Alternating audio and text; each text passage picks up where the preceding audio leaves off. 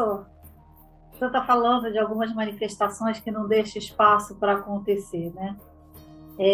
Mas dentro do que a gente estuda, do conhecimento, quando essas manifestações acontecem, elas necessariamente têm que ser ou totalmente maléficas, ou totalmente, ou mesmo para uma pessoa que teria que ser benéfica, mas para uma pessoa inconsciente ela não é tão benéfica assim.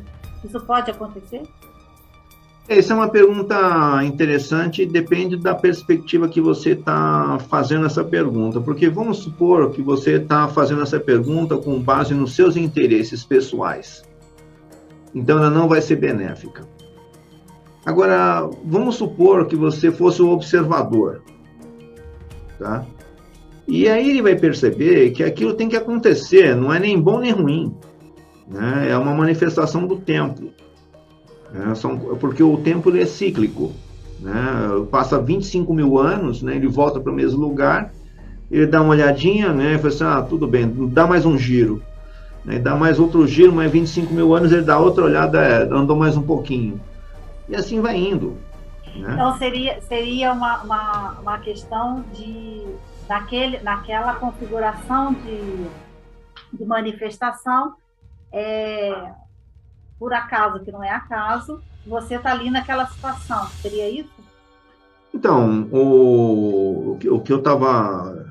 Poder até pegar aquele texto que eu estou te falando, né? Porque ele entende, ele explica justamente isso, né? De que aquilo é uma coisa ilusória, né? Que foi criada para aquela Jiva, né? Vivenciar aquela experiência naquele momento. Né? E que eu sempre falo, né? Que aquilo lá é o fim do mundo para ele. E só para ele, para mais ninguém. Só ele que foi afetado, só o mundo dele que foi, só a caixinha dele que foi afetada. Né? Mas ninguém mais percebeu o que aconteceu com ele. Né? Se ele entrou ou se ele saiu do mundo, né? Não faz diferença nenhuma. Agora, do ponto de vista macro, né? Realmente está acontecendo uma outra coisa, né? Um ciclo do tempo. Né? Uma coisa que o tempo vai rodando, né? E as coisas vão acontecendo. Né? Então, eu estou tentando procurar aqui no livro que eu estava lendo, mas eu não estou conseguindo encontrar, e eu não sei se eu vou conseguir fazer essa pergunta de uma forma clara, como deveria, porque eu não tenho certeza do que eu vou perguntar. Tá. Mas era uma coisa mais ou menos assim, que quando o senhor fala dos algoritmos binários, né, 0 e 1, a manifestação está toda ali em código. E em algum momento desse livro eu li, mas eu não lembro onde, eu estou aqui tentando procurar, mas não consegui achar.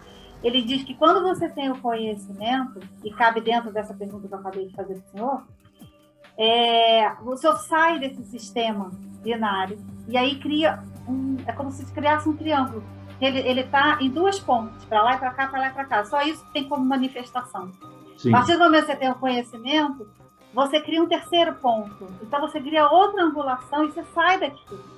É nesse sentido que eu estou fazendo essa pergunta. Sim. Mas eu não sei se eu estou fazendo a pergunta certa. Sim, mas só que ainda eu entendo o seguinte, eu entendi exatamente o que essa pessoa está falando no livro aí, tá? Só que isso daí é do ponto de vista material. Do ponto de vista extrafísico, né, está acontecendo uma outra coisa, tá? Porque isso daí tudo é uma coisa que está condicionado com o tempo. Né? Ele tem um tempo e ele tem um espaço para acontecer ali. Né? Então, quer dizer que é uma condição totalmente da terceira dimensão. Mas para a alma não tem isso. É o que eu falei da mente. Né? A mente ela não se preocupa com a questão do tempo. Né? Ela não liga para tempo. Né? Ela cria as coisas no tempo dela. Né? Então, tanto que ela viaja no tempo para frente ou para trás, né? Vai para o passado, vai para o futuro, e ela não tem negócio de tempo. Né? Tempo é só uma coisa quando você está na matéria, né? Você está denso, né? Você está físico. Né? Então, você tem uma prisão-tempo. E aí você tem porque esse sistema binário, como o próprio nome está dizendo, ele é bidimensional. Né? E aí, como você falou, você pode colocar uma terceira, aí ele fica tridimensional. Conforme você vai colocando mais algoritmos ali dentro, ele vai ficando mais dimensional, ele vai dando mais dimensionalidades, né? Ou seja, ele vai dando outras facetas da mesma coisa. Tá? Quanto mais informação você vai colocando, mais alternativas ele vai dando. É o que o computador quântico faz. Tá? Porque, por exemplo, diz que agora os caras inventaram um computador quântico que é bilhões de vezes mais rápido do que o último computador quântico que tinha inventado.